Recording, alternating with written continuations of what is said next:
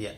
Baik, Assalamualaikum warahmatullahi wabarakatuh. Saya Kasat Lantas Polres Bantaeng menghimbau kepada warga masyarakat Kabupaten Bantaeng untuk tetap menjaga ketertiban dan kelancaran arus berlalu lintas dan mentaati aturan-aturan berlalu lintas.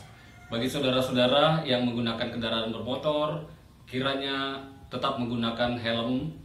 Kemudian bagi yang menggunakan kendaraan umum, tetap menjaga physical distancing, menjaga jarak antara penumpang yang satu dengan penumpang yang lain.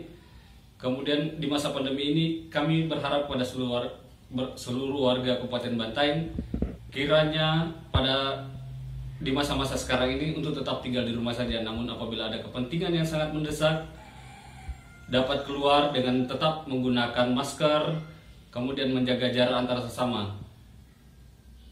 Lanjut, pada saat sekarang ini kami berharap untuk tidak melakukan kegiatan mudik ataupun bepergian ataupun liburan. Demikian himbauan kami. Wabillahi taufiq wal hidayah. Assalamualaikum warahmatullahi wabarakatuh.